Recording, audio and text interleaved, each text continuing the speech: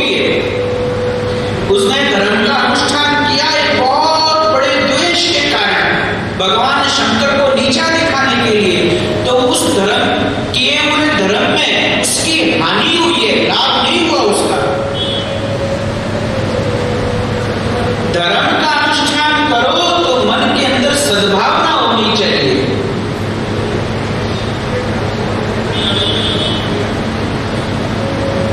ये जो सब लड़के लोग दौड़ रहे हैं ना, यहाँ गौशाला वाले, शिवराणा गौशाला वाले, जितने भी भाई लड़के छोरे सब घूम रहे हैं, इनकी भावना कितनी शुद्ध है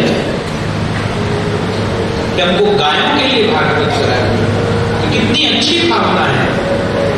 कल मुझे वो कह रहे थे कि हम लोग गौशाला के अंदर हमारी मीटिंग होती है, तो मीटिंग होती है तो नाश्ता पानी भी होता है, तो बोले हम लोग गौशाला का 1 रुपया अपने ऊपर खर्च नहीं करते, वो भी अपने पैसे से मंगवाते हैं, लेकिन गौशाला का जो भी सेवा आती है गौशाला में ही सेवा काम में, लेकिन अपने ऊपर 1 रुपया खर्च नहीं कराते।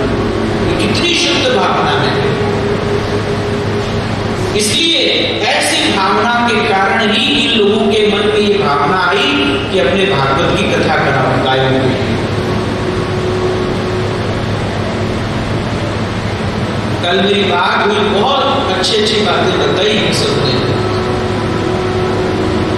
कि कसाई खाने जो गाय जा रही थी, कौन आया 2-3 साल पहले कि भाई ये गाय कटने के लिए जा रही है, तो ये लोग गए वहां पे और बोले इसको काटो मत, बोले हमको तो काटने पे इतना पैसा मिलेगा, तो बोले हमसे ले लो पर गाय मत काटो। उसको पैसा देकर के गाय लेकर के आए और 87 गाय तो छुड़वा करके लोगों के घरों में सेवा के लिए आसपास के गांव में दी है कि भाई आप लोग इनका पालन पोषण करो, और 34 और आई और कुछ गौदान की गाय आई। ऐसे करके इन्होंने फिर गौशाला का निर्माण किया। बहुत अच्छा संकल्प इन लोगों ने लिया है अपने हाथों में, और इतनी अच्छी भावना से किया। ये है धर्म।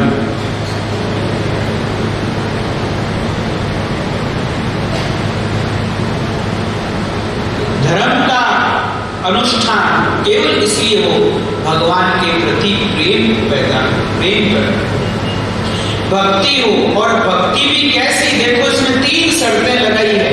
भक्ति कैसी हो, जिसमें किसी प्रकार की कोई कामना ना हो। कई लोग कहते हैं अरे मैं तो राम राम करा, तो भजन करा, पर मानव की काम ही नहीं हो। इसका मतलब क्या है कि आपने जो भजन किया ना, जो नाम जप किया है, वो अहंकार में किया है। तभी आपको उस किए हुए नाम जप का अहम है कि मैंने इतना किया और मेरा काम नहीं हुआ, तो आपने प्रेम से थोड़ी लिया भगवान का नाम। लोग कहते मैं तो राम राम करियो, तो भजन करियो, लेकिन मानो तो कोई काम ही नहीं हुआ। तो भाई वो प्रेम से किया कि अहम से किया?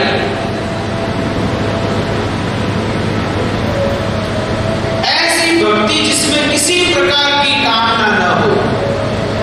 इसका भी एक उदाहरण है भागवत के अंदर, बड़ा सुंदर। कौन सा? 10वें स्कंद में सुदामा जी का चरित्र। खाने के लाले पड़ गए, बच्चे भूखे, सब भूखे। पत्नी ने कहा कि आप द्वारिकाधीश के पास चले जाओ, कुछ मांग के लिए आओ। बोले नहीं, कभी मांगने नहीं जाऊंगा। और गए ना, तो आप देखो सुदामा जी का हृदय देखो, खुद के खाने के लाले पड़ गए और कृष्ण को देने के लिए जा रहा है।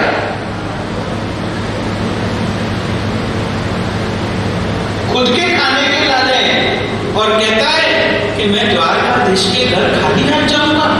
अरे देवी, क्या कैसा लगेगा, मैं उनका मित्र हूं। 3 मुट्ठी चिगुड़ा लेकर के जाने लगे। यह है भक्ति की पराकाष्ठा। और भगवान की भी बात देखो, यहाँ बहुत मुझे याद है, इसलिए कहता हूं उस समय प्रसंग में याद आवे ना आवे। भगवान ने सुदामा जी को निकलते हुए कुछ नहीं दिया, उल्टा जो बढ़िया वस्त्र पहनाए, कंठहार पहनाए, वो भी उतरवा लिए कि भैया ये पुराने कपड़े जो पहन के आए, पहन के जाओ। तो सुदामा जी भागवत में लिखा है, पूरे रास्ते सोचते रहते हैं मैंने तो ठाकुर जी से कुछ मांगा नहीं, और ठाकुर जी ने कुछ दिया भी नहीं, शिकायत नहीं कर रहे हैं। वो कह रहे बहुत अच्छा किया भगवान ने नहीं दिया। लगता है भगवान को ही पता था कि मैं सुदामा को दूं और सुदामा की कहीं भक्ति नहीं छूट जाए, इसलिए भगवान ने मुझे कुछ दिया नहीं। भगवान ने सुदामा जी को कुछ नहीं दिया। दिया किसको? किसको दिया भगवान ने? सुदामा जी की पत्नी को दिया।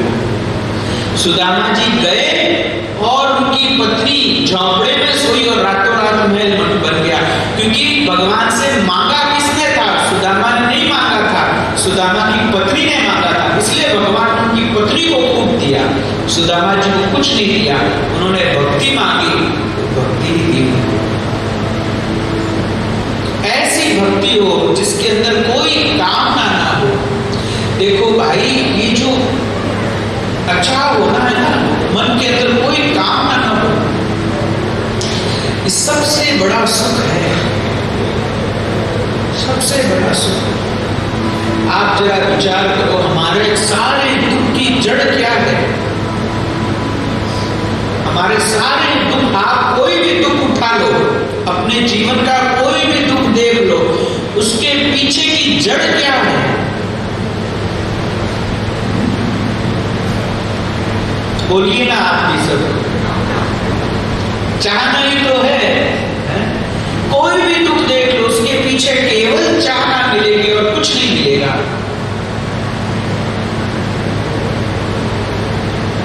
और अगर ये चाहना ही छूट जाए तो विचार करो कितना सुख ही सुख हो जाएगा। अब आप कहेंगे महाराज यही तो बात है, चाहना छूटती नहीं है। ऐसा बात नहीं है, छूटती है चाहना। अगर ये नहीं छूटती तो फिर ऐसे संत हमने देखे हैं जो अचाह हुए हैं। अगर चाहना नहीं छूटती तो ऐसे संत जो अचाह हो गए वो होने ही नहीं चाहिए थे, क्योंकि चाहना छूटती नहीं तो फिर उनकी कैसे छूटी? उनकी छूट गई, इसका मतलब है ये छूटती है। अरे भाई, गहरी नींद में भी छूटती है कि नहीं छूटती है चाहना? इसका मतलब छुट्टी तो है ही है। अचाह हो जाना। भगवान से कभी भी मांगो ना, मेरा निवेदन है एक ही चीज मांगना, हे प्रभु हमें अचाह कर दो, हमारे मन में कोई कामना न रहे। मैं पहले गोवर्धन परिक्रमा जाता था, हर महीने कई महीनों तक गया, तो वहां लालच पड़ गए मन में।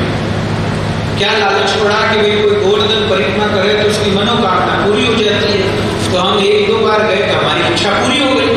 तो मन है ना, मन ही राम नहीं है। तो एक बार चस्का लगा नहीं कोई चीज का, फिर लट्टू हो जाए तो अब वह अच्छा, अब ये चाहना पूरी हो गई, अब ये नहीं खड़ी, ये नहीं खड़ी। तो ऐसे हम जाते रहे, पूरी होती रही।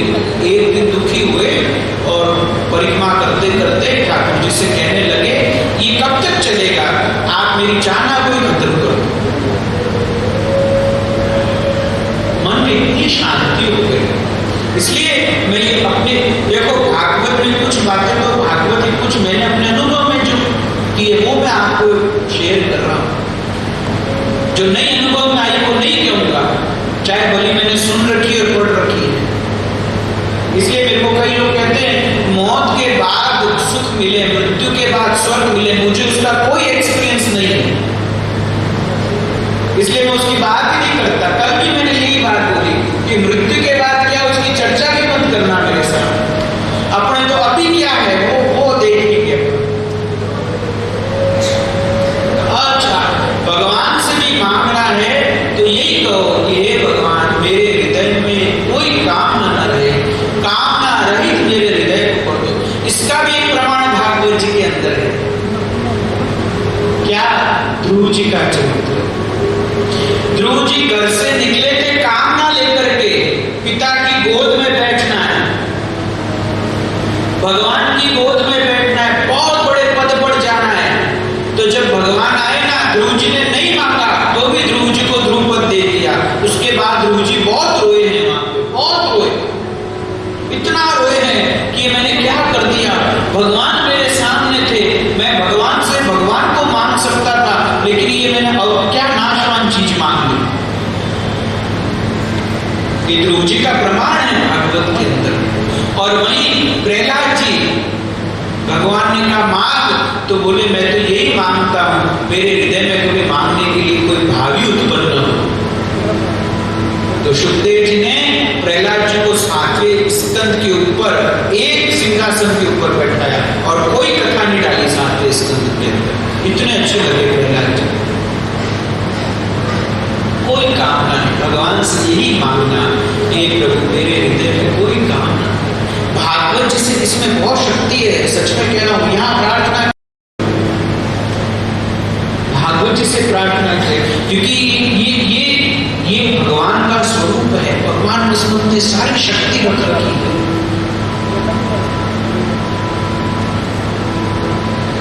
कोई कामना न रहे और वो भक्ति नित्य निरंतर बनी रहे। हे शौनक जी, वही धर्म श्रेष्ठ है। देखो, धर्म का फल है मोक्ष। धर्म की सार्थकता अर्थ प्राप्ति में नहीं है। तो अर्थ किस लिए है? बोले जो अर्थ है वो केवल धर्म के लिए है। भोग विलास अर्थ का फल नहीं माना गया। मैं इसको थोड़ा पढ़ रहा हूं, इसको ज्यादा डिटेल में नहीं दूंगा, नहीं तो फिर और लंबा प्रसंग हो जाएगा। कहीं अंदर आके और मौका मिलेगा तो इसकी चर्चा कर लेंगे। भोग विलास का फल इंद्रियों को तृप्त करना नहीं है। भोग विलास का फल केवल जीवन का निर्वाह करना है, और जीवन का फल भी केवल तत्व जिज्ञासा है। बड़ी सुंदर बात कही और कहा, हे शौनक जी, भगवान की कथाओं का श्रवण करो, कीर्तन करो, क्योंकि भगवान की कथाएं जीव को पवित्र करने वाली है। वे भगवान प्रकृति के 3 गुण, सत्व रज तम, देखो ये 3 गुण है। ये जो जितना भी संसार की जगह आता है ना, ये त्रिगुणमयी माया है। चौथा कोई चीज नहीं है, केवल 3 चीजें हैं, सतोगुण, रजोगुण और तमोगुण, बस। ये त्रिगुणमयी माया है, चौथा कोई गुण इस प्रकृति के अंदर नहीं मिलेगा। वे भगवान जब सतोगुण को स्वीकार करते तो विष्णु बनकर के संसार का पालन करते हैं। रजोगुण को स्वीकार करते हैं तो ब्रह्मा बनकर के इसकी उत्पत्ति करते हैं। और वे भगवान जब तमोगुण को स्वीकार करते हैं तो शंकर बनकर के पूरे संसार को अपने अंदर लीन कर देते हैं। ये 3 गुण है। इसके अंदर कई बार वैज्ञानिकों ने कहा है कि ये जो इलेक्ट्रॉन, न्यूट्रॉन और प्रोटॉन है, ये वही 3 गुण है, जैसे विज्ञान की परिभाषा आती है। इस प्रकार से वे भगवान इन 3 गुणों से संसार की रचना करते हैं। हे शौनक जी, उन भगवान का सबसे पहला रूप क्या था? देखो, ये बता रहे हैं जब कुछ भी नहीं था, सबसे पहले जो निर्गुण से सगुण हुआ, सबसे पहला जो भगवान का स्वरूप था, वो जब पौरुषम रूपम, भगवान आदि थी। वे भगवान बड़े विराट रूप में प्रकट हुए और फिर उनके नाभि सरोवर से कमल प्रकट हुआ, जिस कमल के ऊपर ब्रह्मा जी पैदा हुए।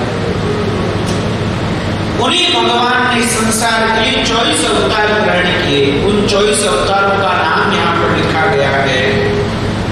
सनक, सनंदन, सनातन, सनत कुमार, ये पहला अवतार। दूसरा सुवर का अवतार, तीसरा नारद जी का, चौथा नर नारायण का, पांचवा कपिल का, छठा दत्तात्रेय का, सातवां युगे का, आठवां ऋषभ देव जी का, नवा पृथु का, 10वां मत्स्य का, 11वां कच्छप का, 12वां धन्वंतरी का, 13वां मोहिनी का, 14वां नरसिंह का, ऐसे करके 24 अवतारों के नाम बताए और कहा कि ये सब के सब भगवान के कोई अंशावतार हैं और कोई कला अवतार हैं, लेकिन कृष्णस्तु भगवान स्वयं, भगवान श्री कृष्ण तो साक्षात अवतारी हैं।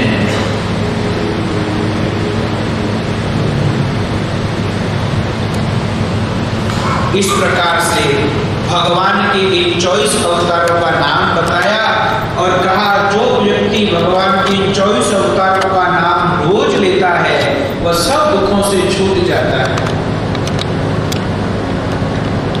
और कहा कि हे शौनक जी, इस भागवत को वेद व्यास जी ने लिखा। वे बहुत दुखी हो गए थे, उन्हें मन के अंदर बहुत अशांति हो गई, तब उन्होंने भागवत को लिखा तो उनके मन में शांति हुई। तो शौनकादि ऋषियों ने पूछा, हे प्रभु, हम आपसे ये पूछना चाहते हैं, व्यास जी जैसे व्यक्ति अशांत हो गए? अरे वे तो ज्ञान के सूर्य हैं और उनके अंदर इतना बड़ा अज्ञान हो गया, वे दुखी हो गए, क्या कारण रहा होगा? और उन्होंने किसके कहने पर फिर भागवत को लिखा? और फिर उनके पुत्र तो सुखदेव जी तो ऐसे थे जिनका यज्ञोपवीत भी नहीं हुआ और जंगलों में चले गए, तो कैसे वो सुखदेव जी आए? उन्होंने भागवत को सुना और परीक्षित को सुनाया। हमें ये सारी बात बता, देखो एक से एक कड़ियां जुड़ी हुई है भागवत की आगे से आगे। तब सूत जी ने कहा कि एक दिन की बात है, सूर्योदय के समय व्यास जी महाराज अपने आश्रम में बैठे हुए थे। उन्होंने देखा वो लोगों की अंदर श्रद्धा नहीं है, साधन करने में उनकी रुचि नहीं है, उनका मन बहुत दुखी हुआ, ये सब लोग भगवान में कैसे लगे? तो उन्होंने वेदों के 4 भाग कर दिए, इतिहास और पुराणों को लिखा, महाभारत जैसा ग्रंथ लिख दिया, फिर भी उनके मन में जैसी शांति होनी चाहिए वैसी शांति हुई नहीं। मैंने कहा ना, ये भागवत ऐसा ग्रंथ है जो शांति देता है मन को। आप कभी भी परेशान हो ना मेरे भाई, मैंने कहा ना, मैं कल भी निवेदन किया, मेरे जीवन का अनुभव है, मैं जब जब परेशान हुआ हूँ, संसार है, कोई ना कोई परिस्थितियां खड़ी हो जाती हैं, तो जब भी मन के अंदर विचलन हुआ है, मैंने भागवत का आश्रय लिया और मेरे मन में शांति हुई। कभी भी आपके मन में मन डामाडोल हो, मन में अशांति हो, मन ठीक नहीं हो, आप भागवत को पढ़ना, भागवत की शरण में चले जाना, आपके मन में परम शांति हो जाएगी, मेरी गारंटी है यार। व्यास जी महाराज ने सब कुछ लिख दिया पर उनके मन में शांति नहीं थी। उनको लगा कि पता नहीं कुछ काम बाकी रह गया, मेरे मन में कुछ अधूरा सा लग रहा है। तभी वहां पर नारद जी महाराज आ गए। देखो, कोई भी अगर कहा, कोई भी व्यक्ति कहीं अटक रहा है ना, तो उसको गुरु के रूप में नारद जी वहां पर मिले। इसलिए भागवत में बहुत सुंदर बात ऐसी सीखने को मिलती है कि हमें गुरु के पास जाने की आवश्यकता नहीं है। सब कुछ लिख दिया पर उनके मन में शांति नहीं थी। उनको लगा कि पता नहीं कुछ काम बाकी रह गया, मेरे मन में कुछ अधूरा सा लग रहा है। तभी वहां पर नारद जी महाराज आ गए। देखो, कोई भी अगर कहा, कोई भी व्यक्ति कहीं अटक रहा है ना, तो उसको गुरु के रूप में नारद जी वहां पर मिले। इसलिए भागवत में बहुत सुंदर बात ऐसी सीखने को मिलती है कि हमें गुरु के पास जाने की आवश्यकता नहीं है। अपने आप को इतना सबल बनाओ कि गुरु खुद हमारे पास आ जाए। न तो गुरु जी गए, न प्रहलाद जी गए, भक्ति दुखी थी तो वहां भी नारद जी पहुंच गए।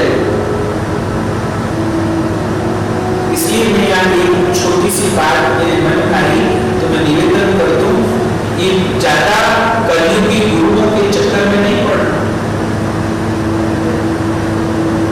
आजकल पता नहीं लगता है, समय बहुत खराब चल रहा है और फिर क्या होता है कि हम गुरु बनाते हैं और फिर हमारी उनके ऊपर बहुत आस्था होती है और किसी कारण से वो आस्था टूटती है तो हमारा भगवान पे से भी विश्वास उठ जाता है।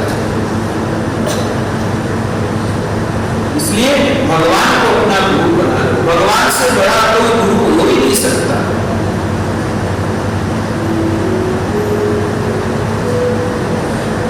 गीता जी में भगवान ने कहा है कि हे अर्जुन, ददामि बुद्धि योग, जो मेरी शरण में आता उसको बुद्धि योग मैं प्रदान करता हूं।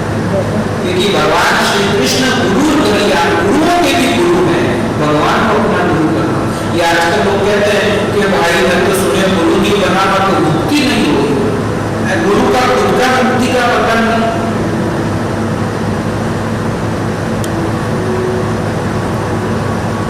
ऐसी बात नहीं है। देखो, ऐसे ऐसे शिष्य हुए हैं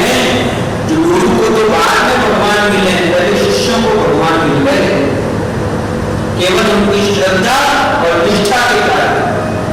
हमारे गुरु जी कहानी कहते थे, ऊंचे बोलते कहते थे, तो गुरु चेला साथ जाओ था, तो गुरु जी चालता चालता जमीन में दृष्टि गई तो मैं एक सोना की डली पड़ी और शिष्य लाने वाले चाल को, तो गुरु जी देख तो है तो मारो चेलो ही है, गुरु तो है बोले ताकि सोना ने देख और उनका मन भी खराब हो जाए, इतना मुश्किल हो तो मन संभल गए।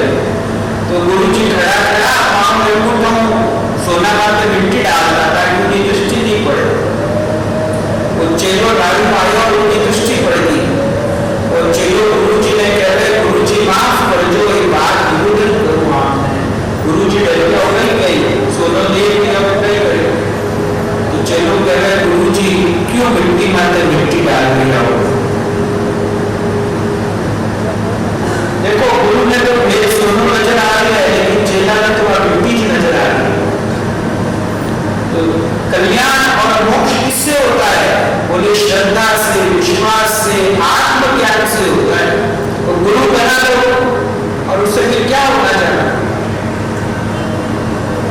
या तो गुरु ऐसा हो जो तत्व के महापुरुष हो, जीवन मुक्त महापुरुष हो, और जिसके अंदर ये पावर हो कि जो अपनी शक्ति के द्वारा, अपनी शक्ति पाठ के द्वारा शिष्य की कुंडली शक्ति को जागृत कर दे और उसको समाधि का अनुभव करा दे। या तो ऐसा गुरु हो, आज के समय में ऐसा गुरु मिलना बहुत कठिन है, बहुत कठिन। गुरु होता है ना, वो आंखों से ऐसे देखता है और ऐसी शक्ति का संचार करता है कि शिष्य के अंदर जो कुंडली शक्ति, जो ऊर्जा शक्ति है, वो तुरंत ऊपर उठना शुरू हो जाती है और उसको समाधि का अनुभव करा देती है। या तो ऐसा गुरु हो, ऐसे गुरु बहुत मुश्किल है आज के समय में। इसलिए अपने तो भगवान को गुरु बना लेना। और ये माता बहनों की आदत होती है, कोई कथावाचक आ जाए, कोई संत आ जाए, कोई कथा, तो उनके पाँव में लोट हो जाते हैं। अरे उसका क्या मतलब है, समझ में नहीं आता। अब कई लोग आते हैं वो हमको भी कहते हैं पाँच, अरे उससे होगा क्या?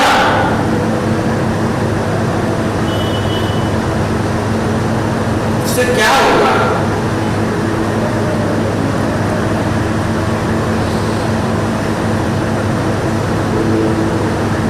आपकी श्रद्धा है, आपका विश्वास है, अच्छी बात है, लेकिन भाई अपने जो प्रैक्टिकल है ना उसको स्वीकार करो, चीजों अपने दूर से प्रणाम कर देना बस।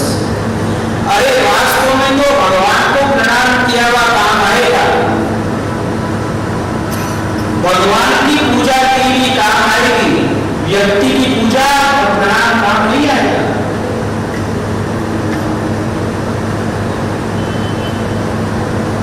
या आरती भी करो ना, तो आरती भागवत जी को दृष्टि में रख करके करो।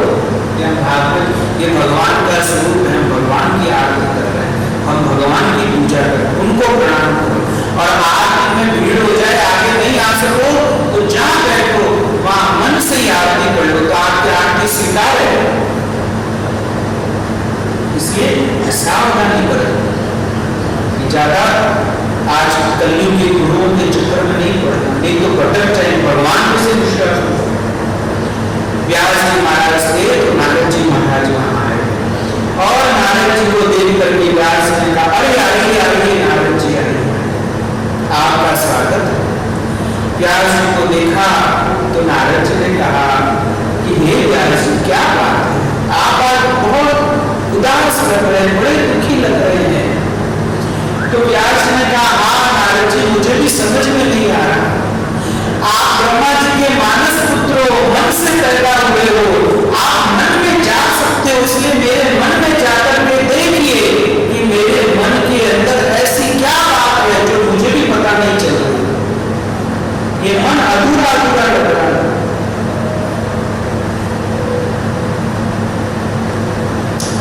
देखो एक बात और समझना भाई कि दुनिया में है ना, लोग शरीर की बीमारी से इतने परेशान नहीं जितना मन की बीमारी से परेशान। शरीर की बीमारी तो फिर सहन हो जाती है, मन की बीमारी सहन होती नहीं। इसलिए आजकल हॉस्पिटलों के अंदर एक डॉक्टर विशेष रूप से बैठते हैं, साइकियाट्रिस्ट, मनोचिकित्सक। मैं एक डॉक्टर है उनसे मिला जो साइकियाट्रिस्ट है, तो वो ऐसी बात चली जब कह रहे थे 95% लोग डिप्रेशन में हैं। 95% लोग, उनको पता ही नहीं क्यों डिप्रेशन में।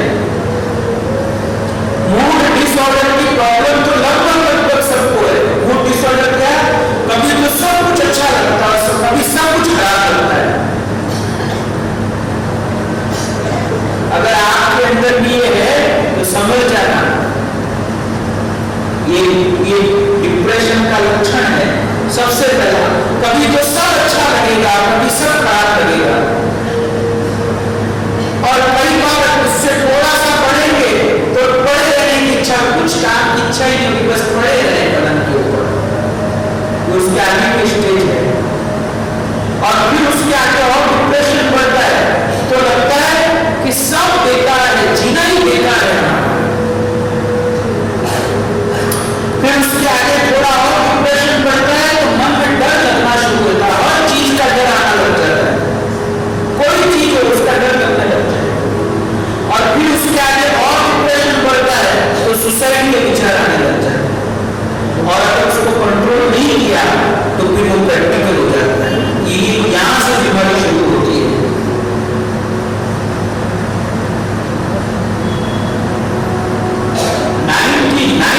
लोग मूड डिसऑर्डर की प्रॉब्लम से जूझ रहे हैं। इसलिए आज के समय में सत्संग की बहुत आवश्यकता है, बहुत आवश्यकता है। तो नारद जी को कहा आप मेरे मन में जाकर के देखिए। तो नारद जी ने कहा हे व्यास जी, आपने बहुत कुछ लिखा है, अच्छी बात है, लेकिन आपने भगवान के निर्मल यश का दान नहीं किया। और मेरी ऐसी मान्यता है, जिस शास्त्र से भगवान संतुष्ट ना हो वो शास्त्र अधूरा रहता है। आपको भगवान की विषय में, भगवान की लीलाओं के विषय में लिखना चाहिए, भगवत तत्व का भली भांति निरूपण करना चाहिए। हे व्यास जी, ये संसार के लोग तो विषयों में फंसे हुए हैं और धर्म के नाम पर निंदित कर्म करते रहते हैं। वे क्या धर्म है क्या अधर्म है इसको ठीक ढंग से समझ नहीं सकते। इसलिए आप उनके कल्याण के लिए भगवान की लीलाओं के विषय में लिखिए, ताकि उनका चित्त और मन उन भगवान की लीलाओं को सुन सुन के भगवान के स्वरूप को भी समझ सके और भगवान की इस माया को भी समझ सके। देखो भागवत के अंदर क्या है, एक माँ बच्चे को डॉक्टर के पास लेकर के गई, डॉक्टर साहब ये बीमार है मेरा बच्चा। तो डॉक्टर ने बोला कि ये दवाई दे देना, थोड़ी कड़वी है, तो क्या करना, चम्मच के अंदर दवाई डालना, थोड़ा शक्कर डालना और फिर इसको पिला देना। चम्मच में दवाई रख करके देना, मतलब दवाई इस तरह से पिलाना बच्चा पी ले, नहीं तो पिएगा नहीं, थोड़ी कड़वी दवाई है। तो माँ ने क्या किया, दवाई तो फेंक के चम्मच मुंह में दे दिया। अब बच्चा ठीक हो जाएगा उससे, बस यही हो रहा है। नारद जी ने व्यास जी को कहा, व्यास जी आपने बड़ी बड़ी बातें लिखी है, आप भगवान की कथा को ऐसे लिखो, भगवान की लीलाओं को ऐसे लिखो कि वह चम्मच रूपी लीलाओं के अंदर भगवत तत्व का जो निरूपण है, भगवत तत्व जो है वो दवाई के रूप में उनको पिला दो। और आज होता क्या है, ये कथा हुई वो कथा हुई, भला हुई, बस और कुछ नहीं। अरे कथा के माध्यम से जो बुद्धि पिलानी है वास्तव में वही तो भागवत है। ये व्यास जी आप कथा को इस तरीके से लिखो कि वो इतनी सरस हो जाए और उसके अंदर भगवान के तत्व का निरूपण हो, भगवान की माया का निरूपण हो और जीव उनको जान करके भगवत तत्व के अंदर स्थित हो जाए।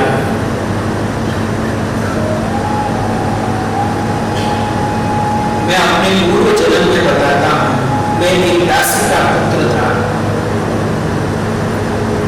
हमारे गांव में कुछ संत चातुर्मास करने के लिए आए और मैं बचपन में ही उनकी सेवा में नियुक्त हो गया। मेरी माँ सेवा करने जाती थी तो मेरी माँ मुझे भी वहां लेकर के जाती। मैं उन संतों की सेवा करता था, छोटा सा बालक था। देखो भाई, ध्यान रखना, मैं निवेदन करूंगा, अपने अपने बच्चों को सत्संग में ले जाया करो। आप यहाँ भी लेकर के आओ। कई लोगों ने महाराज बहुत उत्पाती है, टिकने नहीं बैठेगा, कोई बात नहीं, आप उनको लेकर के पीछे बैठो उनके साथ, उनकी आदत डालो सत्संग की। अगर उनका मन नहीं लगे तो भाई ऐसी व्यवस्था करो, जाओ इन्हें पानी पिलाओ, सबको पानी पिलाने को सेवा में लगाओ। ऐसे बच्चों में संस्कार डालो, बच्चों को हाथ पकड़ करके सत्संग में ले जाओ, और नहीं तो वही बच्चे आपका हाथ पकड़ करके आपको वृद्धाश्रम लेकर के चले जाए। समय बड़ा खराब आता है। आपको देखते ही घर में बच्चों के हाथ में मोबाइल है, खाना नहीं खाते उसके बगैर, और माँ भी क्या करती है, अपनी जान छुड़ाने के लिए पकड़ लेते हैं और बच्चे कह रहे कि महाराज मोबाइल छोड़े, आप खुद ही जान छुड़ाने वास्ते तो हाथ में नहीं है, और फिर उसको आदत पड़ जाती है, फिर वो चला जाता है, चला जाता है, खाना ही नहीं खा, पहले कार्टून चलाओ। और आजकल तो पता नहीं कैसे कैसे गेम खेलते हैं। एक दिन मैं देख रहा था, कहीं दूर बच्चा बैठा है और वो यहाँ तो बात भी कर रहे हैं, आपस में गेम भी खेले जा रहे हैं। संस्कार दो मेरे भाई बहन, बहुत जरूरी है बच्चों में संस्कार देने। मैं तो कहूँगा कि उच्चकरण जी के अंदर ऐसी व्यवस्था करो कि बच्चों को गीता पाठ सैटरडे संडे क्लास करवाओ, संस्कार क्लासेस शुरू करो, जिसमें बच्चों को भेजो शनिवार रविवार 1 घंटे के लिए, जहाँ गीता के श्लोक याद करावे, संस्कार सिखावे कि भाई सुबह उठ के माँ बाप को प्रणाम करो, ये करो, वो करो, गीता सुनाओ। ऐसा आप सब लोग यहाँ पर शुरू करो, भाई लोग को गुरु से प्रार्थना है, माताओं से प्रार्थना है, बच्चों में संस्कार शुरू है, बहुत अच्छी बात है। उसमें और लोगों को भेजो, प्रेरित करो बच्चों को। आने वाला समय बहुत खराब आएगा। अब वहां पर नारद जी ने कहा कि मैं उनकी सेवा करता था, और सेवा करते करते मैं भगवान की कथा को सुनते सुनते मेरा मन भगवान में रम गया। अब ये सब संत चातुर्मास पूरा होके जाने लगे तो मैं भी उनके साथ जाना चाहता था, लेकिन संतों ने मना कर दिया, नहीं जाओ, अपनी माँ की सेवा करो, तुम्हारी माँ अकेली। भागवत ने कभी भी नहीं कहा कि गृहस्थ छोड़ करके जंगल में चले जाओ, कहीं भागवत में नहीं लिखा है। ये हम लोग कहते हैं ना कि मैं तो गृहस्थ, यहाँ साथ खाने कटे, भजन के मैं कटे, भगवान को भजन करा। और भागवत में सबसे भजन की पराकाष्ठा में पहुंची हुई गोपियां गृहस्थ में रहते भजन किया, गायों की सेवा करते करते कृष्ण का ध्यान करते, और दही बेचने जाती थी मथुरा, दही ले लो, दही ले लो, दही ले लो। अरे कर तो घर नहीं था, रोटी काम करना, दही बेचने जाना, घर चलाओ ना भाई, सोलो काम करो, दही बेचने जाना। और वहां भी कृष्ण का चिंतन, दही ले लो, दही ले लो, दही ले लो, कहना भूल जाए और कहते कृष्ण ले लो, कृष्ण ले लो।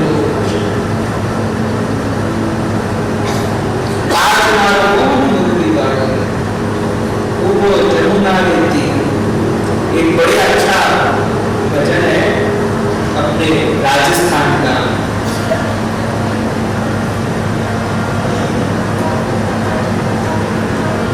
मेरे को गोपियों का प्रसंग याद आया तो याद आ गया ये भजन।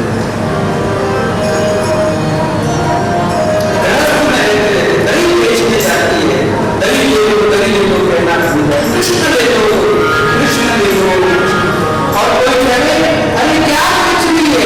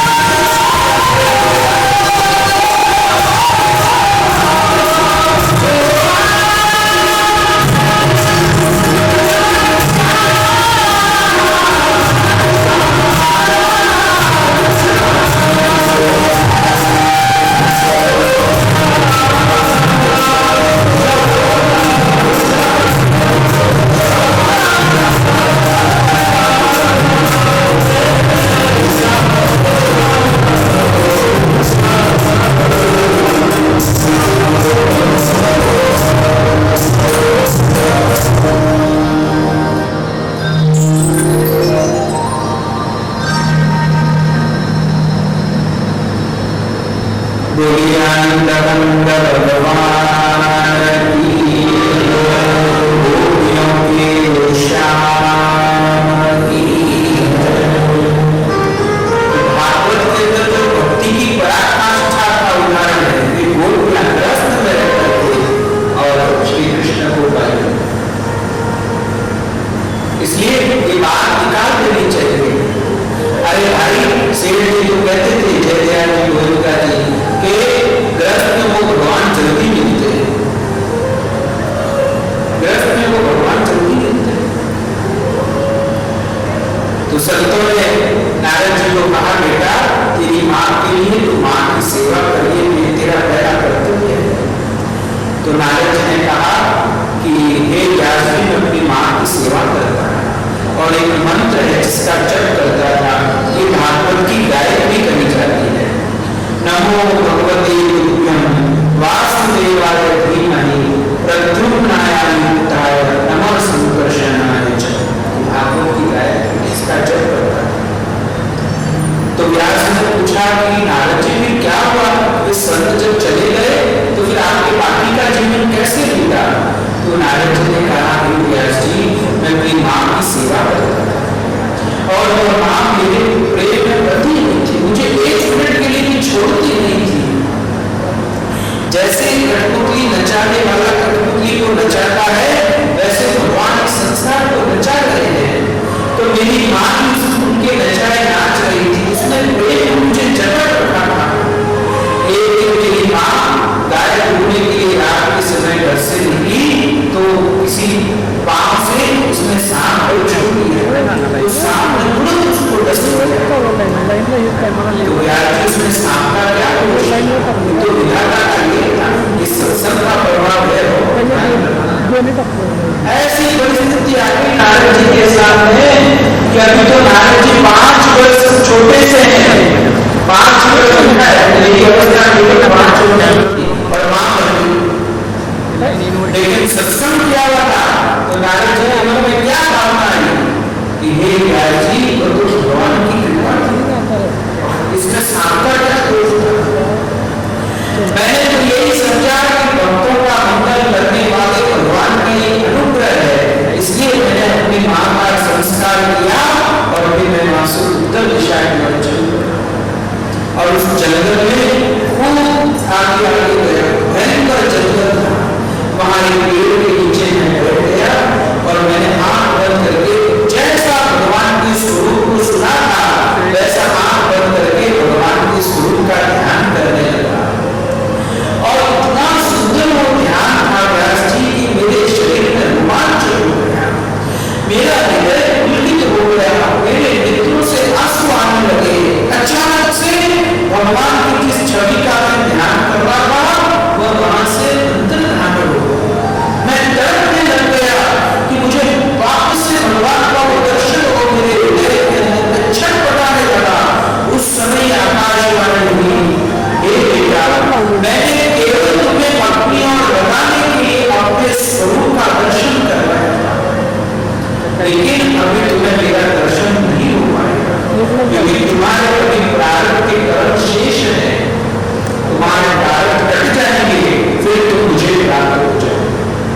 तो नारद जी ने कहा, मैं बस अपना पूरा जीवन उस प्रारब्ध को काटने में लग गया। प्रारब्ध को काटना पड़ेगा, ये ध्यान रखना, चाहे हफ्ते काटो चाहे रोटे काटो, जो किया है वो तो भुगतना पड़ेगा।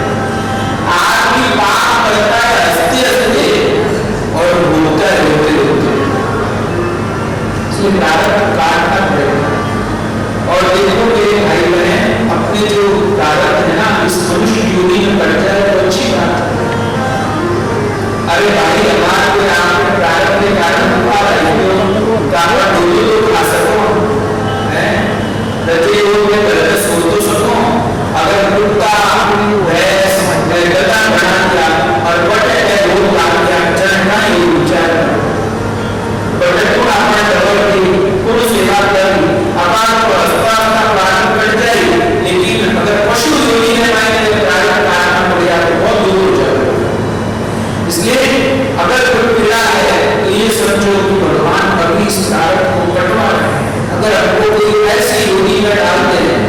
जहां पर ये प्रारब्ध कटना मुश्किल हो जाए तो हमारा क्या प्रारब्ध तो काटना पड़ेगा।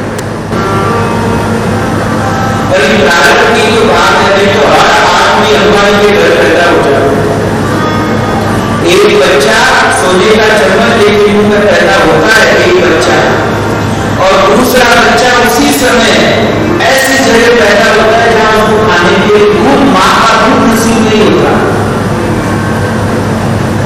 एक ही समय में दो बच्चे पैदा हो गए, प्रारब्ध नहीं हो गया। और बच्चों का क्या दोष है? तो ये प्रारब्ध है। हमने ऐसे ऐसे घरों में ऐसे ऐसे देखा है, एक ही घर की दो कन्याएं, एक ऐसी स्थिति में जहां खाने की व्यवस्था नहीं और एक राजा के घर में, ऐसे ऐसे घर में हमने देखे। ये प्रारब्ध नहीं हो गया है।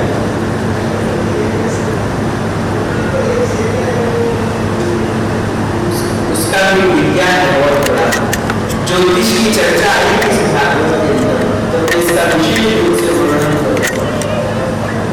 देखो भाई, ज्योतिष का अपना एक बहुत बड़ा विज्ञान है। मैं तो इसलिए कहता हूं कि ज्योतिष में आस्था रखो, ज्योतिषियों से बचो। ज्योतिष का एक जन्मपत्री के पीछे कई जन्मपत्रियां बनती है, 17, 18, 20 जन्मपत्रियां बनती है। हर 5 मिनट के अंदर नवमास बदल जाता है जन्मपत्री, और बिना नवमास के जन्मपत्री नहीं देखी जाती है। या आजकल लोग लगन देख के अपने तरीके हो जाए, वैसे नहीं होता। नवमास देखना जरूरी है। उसके साथ 18, 20 जन्मपत्रियां और बनती है, और अच्छा भी चाहिए। फिर आप कहोगे कि भैया फिर तो किसी का जन्म का आपसे बता ही नहीं सकते कि डॉक्टर कहेगा कि तो सेकंड भी चाहिए, पर वो लगन पत्रिका होती है, वो देखा होता है उसका लगन, तो मुर्दा पूरा आइडिया मिल जाता है बस। ये बहुत बड़ा विज्ञान है ज्योतिष का, वो भी हमारे भागवत में आएगा, उसकी भी हम चर्चा करेंगे कल या परसों जब भी आएगा वो प्रश्न। तो ये प्रारब्ध भोगना पड़ेगा। तो नारद जी ने कहा कि उस समय फिर मैं अपने प्रारब्ध का जो शरीर था उसको पूरा करने में लग गया। जो की बात क्या थी? जो की बात ये थी, ये ब्रह्मा जी के कल्प का अंतिम युग के अंतिम समय में नारद जी का वो हुआ। ब्रह्मा जी का वो कल्प, इसमें अंतिम युग और अंतिम युग का अंतिम वर्ष जिसमें नारद जी का शरीर छूटा। तो जिस समय नारद जी का शरीर छूटा तो उस समय ब्रह्मा जी की वो कल्प का कल्प पूरा हो रहा था, तो ब्रह्मा जी सबको समेटने लगे। तो उसी समय नारद जी भी ब्रह्मा जी के अंदर चले गए। तब नारद जी ने कहा कि ये नारद जी, मैं ब्रह्मा जी के अंदर समा गया, और फिर जब वापस से सृष्टि का सक्सेस को बहुत तेज हो रहा है। ब्रह्मा जी के अंदर समा गया, और फिर जब वापस से ब्रह्मा जी ने सृष्टि करी, उस समय ब्रह्मा जी का पुत्र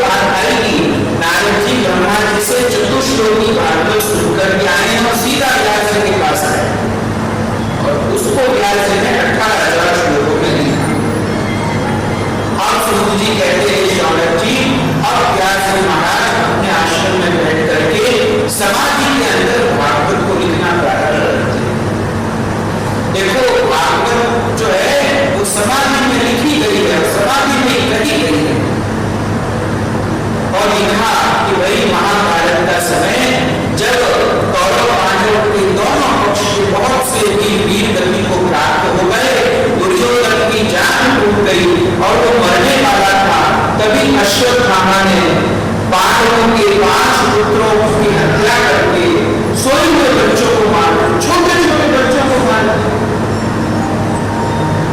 इतना जघन्य